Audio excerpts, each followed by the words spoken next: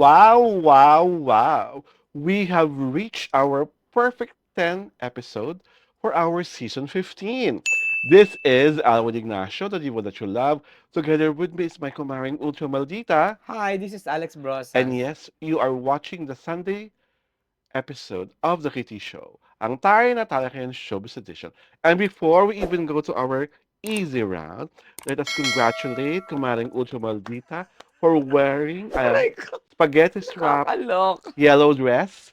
Ayaw mo Kakulay ba? siya ni the late great president, Cory Aquino. At Aray ako ko. naman, in my baby pink baby doll dress, kakulay naman ako ng presidential daughter, Chris Aquino. Gusto niyo yun? Aray ko. Maipilit lang talaga ang mga color schemes na mga babaihang color scheme. At ito na nga, ang mga babae, ang mga bading, talagang pinaglalaban.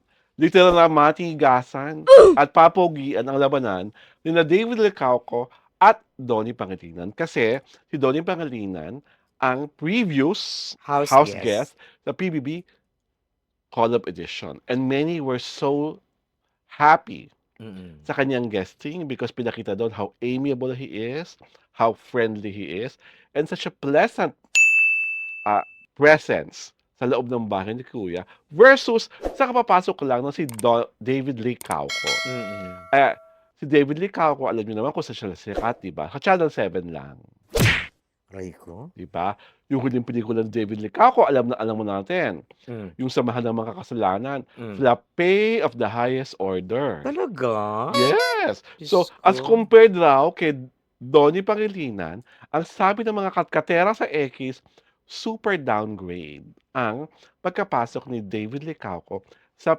PBB Collab. What say you, Mare? Agree or disagree? I will agree only because there are ah proven facts. Sabi Mhm. mo nga kanina, 'di ba? Hindi nag-hit yung kanyang Movies. last movie. Oo. Even the was it a hit? Yung the last teleserye? Yung maging sino ka, yung ano, maging akin ka lamang ba yan? Basta yung sila ni Maging sino ka man. maging sino ka Oo, man. 'di ba? Oo. Parang hindi Ano, di ba? Scott Short. Oo, it was cut short. I will only agree also because he is nowhere near Donnie Pangilinan's age.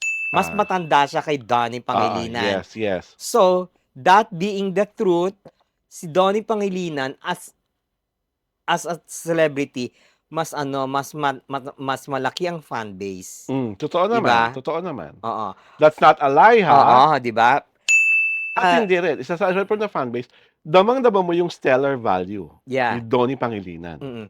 Pangatlo, tawag dito, walang masyadong achievement si Licauco. Mhm, Unlike Donnie Pangilinan. Kasi mhm. si Donnie Pangilinan, endorsements pa lang, Patok na. ano na siya, Palong-palo, lamang oo, na, 'di oo. ba? Very recent lang yung endorsement ni David with Barbie pa. Mm.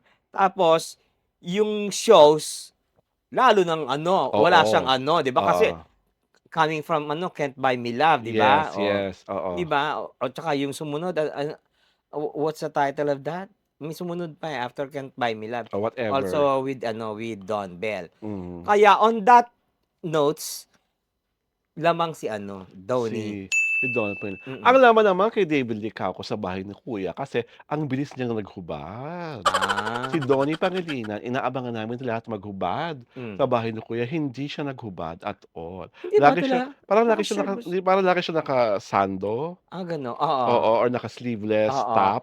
Never Pero siya naka-ano naghubad. siya, nag-jogging pants Oo, with pero si matching David Licauco nung parang naghubad siya kaagad, hubad baro, oo. tapos binibiro nga siya ng mga ng mga baklita sa X. Kasi may Hmm, picture dun na parang nag-side eye siya kay River, habang hmm, si River nagbubuhat ng dumbbells. hmm, Naglalakad si David, naka-freeze yung kuha, hmm. ta's naka-side eye siya kay River. Parang yung mata niya nakatingin sa crotch ni River. So, ang Okey. mga baklang katkatera, So, nag nag 1+1. nagdiwang. Oh my God! Parang feeling nila Oh, may pag Hindi, of course not. Yun nga, pero Mm. siyempre 'di ba, kasi ang galing ng pagkaka-edit ng picture. Yung Mm. pinost siya, yung talagang parang nakatingin si David dun sa Mm. pundilyo ni ano, ni Maybe River. it was spliced. That I don't know. Ni River Mm. habang nagbubuhat ng dumbbells, Mm. tapos napatingin si David dun sa kanyang ari-arian, Diyos ko. 'di ba? At isa pang, kinakabaliw ng mga, PBB collab followers is that David parang seems to be giving so much information to Dustin. Yung parang mga kasi parang nung nag-guest si Donnie, Kasi ano siya, he was a friend of he ano, is a friend of, Dustin. they're Close best friends friends. sila. Oo, Oo, tapos he came from ano, from the outside, 'di yes. ba? Kaya alam So niya yung he mga knew, oo, nangyayari. alam niya yung ano, yung going around, 'di ba? Oo, So he knew. So ang ano nga nun is ano, talagang gagawin niya 'yon. oo, kasi nga kaibigan niya Kasi to oo. protect Dustin. Tapos Mm. actually binibiro lagi ni David si Dustin na, "O ano pare, ang kotse ko naka-park lang yan sa labas. Oo, sabi niya, Susunduin ano, na kita." Saturday pa, sabi Oo, sabi gano'n. ni Dustin Saturday pa. Oo. So, yung interaction na yun to some followers of the show, parang feeling nila nagi-give ng so much advantage to Dustin kasi parang mas lalo niyang gagalingan ng paglalaro sa loob. Dahil nasabi ni David yung mga kahinaan niya. Ano kasi si Dustin, tawag dito, he was the first housemate, na na ang tingin ng tao ano, was using Ivana Alawi. Yes, yes. Kasi he was the only one yata na hindi involved sa ibang ano, sa ibang babae. Mhm. So nag-concentrate siya kay ano, hindi niya alam na house guest lang siya at hindi talaga magtatagal. Oo. So nung umalis na si Ivana, parang naano yung kanyang ano, Oh, yung yung kanyang ploy. game plan. Oo, yung game plan niya Kaya siya nasira. nag-shift dun sa Bianca. Oo, biglang nag-shift dun sa Bianca, na biglang winarla naman Clarice. ni Clarice, 'di ba? Mm, Talagang nawarla niya. Kaya parang nawalan siya ng giya. That mm. is how people perceive him while inside the house. Oo. Well, that's a normal thing because what we really see on television and even in social media are just splices. We Mm. do not know 24/7 what are the dynamics and the intricacies and the intimacies inside the house. Mm. Yung mga siyempre yung maganda lang yung mga eksenang ipapakita. Yung Yeah. parang mai-intrigue at maa-arouse ang curiosity ng mga follower na panoorin yung show. At saka actually, ano, yung mga napapanood lang pala, yung mga napapanood lang, hindi ba meron silang ano, yung parang 24/7 oo, oo. parang may 24/7 pero parang limited lang yung Oo, ano ba oo. yun, parang membership ba Oo, yun? oo. Oo. Kung lahat merong gano'n, yung 24/7 na ano, Makikita na talaga yung oo, galawan. makikita yung dynamics. So, "Ay, kaya pala Oo, nagganito, gano'n." oo, oo. Ay, kaya pala 'di ba? True. Kasi siyempre free TV lang 'yan, 'di Mm. ba? At Yung napapanood sa natin. X din. Ako rin, I also would like to ano, to report na nalulungkot ako na for the fourth time, nominated na naman si Ralph. And kahit yung Hmm. bata, talagang naloloka siya na bakit lagi siyang nominated. Sino bang kaduo niya? Hindi ko alam, I don't remember who is his kaduo now, but for the fourth time, he is nominated again Hmm. with his new kaduo. And parang hearing the reasons why he is being nominated, nababawa na ako sa mga bata sa loob ng bahay ni kuya. Yung parang kasi mga lamang hindi nagpapakatotoo, yung mga Hmm. gano'n-gano'n, mga gano'n-gano'n. For me, that's, well, sila naman Silly. yung nandun. Pero sa'kin, nalungkot lang ako for Ralph kasi parang I think he's one of the better persons Mm. inside the house. And Yeah. of course, one of the better looking guys there. Ako, I'm ano, I'm just curious, parang never nominated si Sneer. Never pa daw na-win si Tsaka Sneer. si Klang? I don't know if Lang was nominated Pero already. si Sneer talagang bulletproof. So maybe because they're playing the game very well, Hmm. 'di ba? Isa pa palang napapansin ng mga tao of late, David Licauco is trying to make, a connection with Brent, Hmm. pero parang ginaganon ni Brent. Bakit? Hindi niya parang hindi niya sinasagot yung mga tanong. Hmm. Parang ayaw niyang communicate sa mga nakikita. Ah. Well, anyhow, between David Licauco and Donnie Pangilinan, tanging kayo po mga titinya namin na makakaalam kung sino talaga ang mas patok na house guest. Yes, this is Alwin Ignacio, the diva that you love.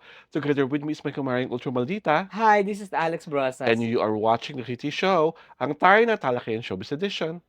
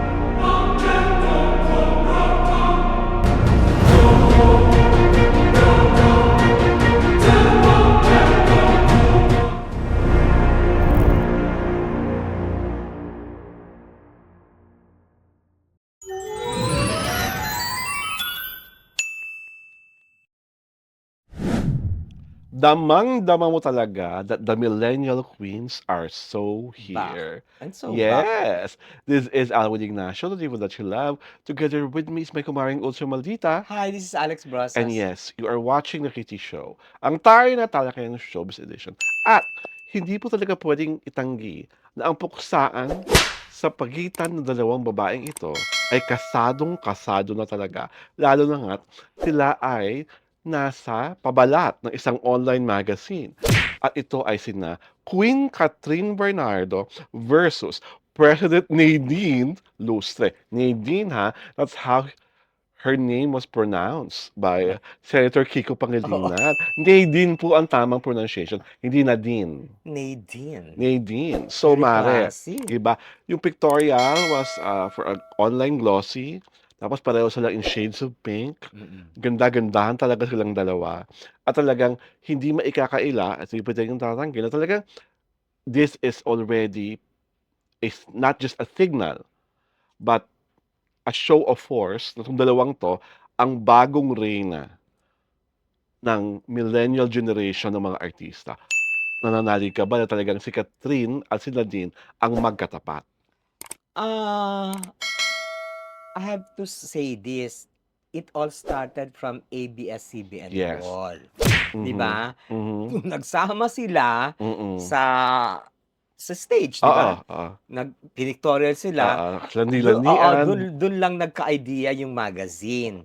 I Mhm. don't think they have nary any idea Mhm. na, ay, bongga pala pag sabungin tong dalawa sa isang Mm. pictorial magazine Mm. cover. It all started from there. Hmm.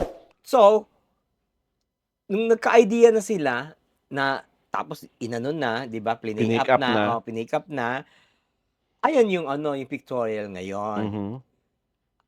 Parang ito yung ano, parang this is the new this is what I think, Mm. parang the new generation of ano, Gretchen and Don. Ah, Kasi may pictorial sa I forgot na, eh. Kung anong magazine 'yun, pero ano 'yun, 'pag back to back silang dalawa pagka I know the magazine that you're talking about, ano, pero preview. no, it's not preview. Mega? It's not even, parang People, People ba o ano? People Asia. O parang kasi yoon, si ano pang ano, si anong writer, yung namatay? Si Greg. No, um, si ano, tanda-tanda ko 'yun, eh, yung namatay na may play na he wrote tapos Oh, whoever he is. kilala 'yun. Oh, di ko nga matandaan. Oh, sige. Kilala yun sa ano, yung may play siya na yun ang ano niya, ang swan song niya. Ah, Bienvenido Noriega? Hindi, yung ano, yung bata-bata. Oh, whoever he is. Kilala mo yun? Oo, I'm sure kilala Oo, ko. kilala Pag mo. naisip ko. Oo, pag naisip mo. Kasi siya yung ano, siya yung writer. Okay. I remember, tapos maliit lang yung magazine. Pag naka-gold si Gretchen, si ano Mm. naka-silver. Well, Ganun ang at least pictorial. ngayon, nararamdaman talaga natin na talagang si President Nadine at Mm. si Queen Catherine ang tunay na magkaribal. Yeah. And we have not, wala tayong rivalry for the longest time na Oo. tulad ng ganito. Yeah. Lalo na pareho silang award-winning actresses na. Mm. Diba? Ang lamang lang talaga ni President Nadine, meron na siyang urian. Oo. Diba? She's a better Kaya actress. lamang na lamang Oo. talaga siya. Meron She's a siyang better urian. actress, oo. So, at ang lamang na lamang naman ni Queen Catherine, mas marami siyang malalaking box office hit movies Oo. compared to She has the President records. Nadine. Oo. She has Diba? the Yung President records. Nadine, talagang kumikita lang po ang pelikula niya dati pag si James Dean ang kapareha. Mm. Pero nung mga solo-solo niya na, Deleter lang ang pinakamalakas niyang pelikula. Yeah. Pero before Deleter, Pero alam mo, mas brave. She's braver than Queen Cat. Queen Catherine. Catherine. Oo. President Nadine kasi is more open about her political leanings Mm. and more vocal about the environment, about Oo. animal May advocacy welfare. siya. Meron siya bang advocacy? Mm. Si Queen Cat ko kasi, ang gusto niya lang talaga, habul-habulin siya ng mga lalaki. Kasi ganda-gandahan siya. Aray Parang yung ko. advokasya niya ngayon. Sexy-sexy. Seksi-seksihan, Ay ko. ganda-gandahan, habulin Oo. niyo ako, habulin niyo ako. Aray Yan ang kanyang ko. advokasya ngayon. Gano'n. Si President Nadine, kalmado na. At May Christoph Barrio na, oo nga, 'di eh. At ba? saka si ano, eh, si Nadine, biruin mo parang cameo role lang yung sa Uninvited, Yes, pero pero she tumatak. accepted it. Oo, at Kasi tumatak. oo, kasi alam niyang magiging markado Oo, yung at role. talagang markadong-markado naman. Mm. Diyos ko, yung eksena nga nila ni Idol Vilma Santos ko, eh. Hmm, Yung dapat papatayin na lang siya ni Ate V, hmm, naghaba-haba pa ng monologue. hmm. Saka naman nakakitang papatayin ka na magmo-monologue ka pa, Ay, Diyos hindi ko. ba? Diyos ko, nakaupo lang si Nadine sa Nadine, floor, 'di oo. ba? Kabog na kabog niya si Ate V, ano ba naman. Oo. Anyhow, Aray ko. Alam mo that's a problem with ano, eh, kaya hindi sila makaagapay kay Ate Guy. 'di ba? Walang kumakabog kay Ate Guy. Anyhow, so sa'kin, ako po ay natutuwa na finally we have two queens who Mm. so deserve a rivalry, and I believe if they play the cards right, talagang sila ang magiging millennial superstars. Yeah. 'Di ba? Talagang parang mga lady in waiting lang yung mga Francine Diaz, yung Oo. mga Andrea Brillantes, Brillantes, oo. yung mga Julia Montes, mga Mm. ladies in waiting 'yan. Uy, kabatch ni ano si ano, Oo nga, ni but Catherine, oo, pero hindi. Silang dalawang ano, Yeah, I get you, ba't mm. pa puwedeng si Julia Montes maging third force? Hmm, Yung parang mga Alma Moreno o Snooki Serna nung mga the height of the oo. rivalries, but hindi siya ka-level nung President Nadine versus Oo, Queen Catherine ibang ano Bernardo. nun, eh, Iba yung ano niya, iba yung trajectory niya, iba yung yeah, traction niya. So, oo. para ka siyang puwede siyang maging third force, Hmm, 'di ba? Yung parang 'di ba remember nung the height of Maricel Sharon, mm. ang third force 'di ba si Snooki, Oo, yeah, or the height of Vilma Nora, ang third force si Alma, si Alma. 'di ba? String of box office hit movies, 'di ba, yung mga yon. Mm. Pero hindi sila kasama siya sa equation, pero third force. Parang feeling ko si Julia gano'n ang mangyayari. Kaya kailangan yung rivalry ng Nadine at ng ano, kasi wala na tayong queens ngayon, eh. Oo nga, at saka hindi mas maganda magsama sila sa isang movie o sa isang project para Oo. magkaalaman kung sino ang Alam mo kung sino. maganda na lang i-remake, Ikaw Ay Akin. Yung Yung kay Vilma Vilma Nora, Nora, oo. 'di ba? Kasi 'di ba nung una, prior to them being paired at the Star Magic Ball, niluluto na nung araw na kung remake ang T-Boyd at Ako, Hmm, si Nadine at si Catherine ang dapat gumawa nun. Si Nadine yung role ni Ate Guy, hmm, si Catherine yung role ni Vilma. oo.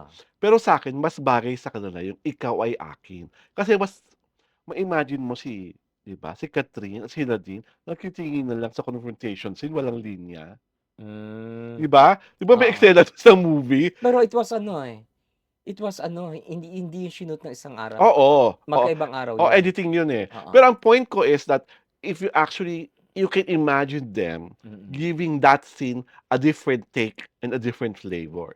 At Hmm, talagang feeling ko, yun ang bagay sa kanilang role, oo. kaysa yung ang babaw-babaw na Pero I think ano, or a better movie siguro. acting wise, I think ano, Nadine will win, Hmm, si ano will lose. oo. Ang isa pang maganda na lang i-remake na parang feeling ko kung talagang papayagan, Inagaw Mo Ang Lahat Sa Akin, Ay!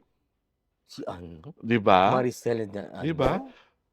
ano, Si Catherine ang role ni Snooki. Ma si na si Cat si na si President Nadine ang role ni Maricel, Hmm, 'di ba? sabagay, Tapos Catherine yung role ni Snooki. Snooki, Iba 'di yun, ba? iba yung movie 'Di na ba? yun, Ma-imagine mo kung nakakaloka. gagawin yung ano yon, Oo, 'di ba? Iba yon, yung talagang 'pag ginawa nila yon, wow! o kaya Makabagong Beloved, Oh, isa pa rin 'di 'yan. ba? Makabagong Beloved, 'di ba? Oo, parang Sino si Hilda, Hilda? 'di ba? Si Wal Hilda na si si Catherine, Catherine? oo. Si President Nadine ang Nora. Nora, ano, Oo, 'di ba? Pero kakaloka kasi yun. parang iba rin 'yun, 'di ba? Mm, Ang dami-dami na puwedeng gawin, 'yan, together and separately. Pero dapat kung gagawa kayo ng movie together, yung gano'ng klase, 'di ba? Ikaw Ay Akin, Inagaw Mo Ang Lahat Sa Akin, Beloved. mm. Kasi 'pag gano'n talagang Matindi, pagalingan, oo, talagang anuhan, kakbugan kabugan, to talagang the max. magkakakitaan kung sino talaga ang magaling. Oo, At kawawa mo magiging leading man, ha? 'Di ba, bakit? sa Inagaw, sa Ikaw Ay Akin, nakakadaan si Nora at si Vilma Vilma, lagi or si oo. Maricel at si Snooki, hindi nakakadaan yung mga leading Ayaw man mo ng nila. larawan? Ay hindi naman sila mahirap ang larawan, pang matandang dalaga yun, hindi naman sila Oo, mga tandang dalaga. pamatandaan na 'no? Oo, Hindi, siguro iti-tweak. hindi mo puwedeng i-tweak si ano, eh, si Si yung dalawang yun kasi talagang dapat yung kaidaran ka na ni Lolita at ni Charito. 'Pag hmm, ginawa mo yun, gano'n? ganong edad na. So, we are really looking forward to the puksaan Ay, of the millennial queens. Sila Queen Catherine Bernardo and again, President Nadine aray ko. Lustre. This is Alwin Ignacio, the diva that you love. Together with me is my kumaring Ultra Maldita. Hi, this is Alex Brasas. Of course, you are watching The Hitty Show, ang tayo na Talakian Showbiz Edition.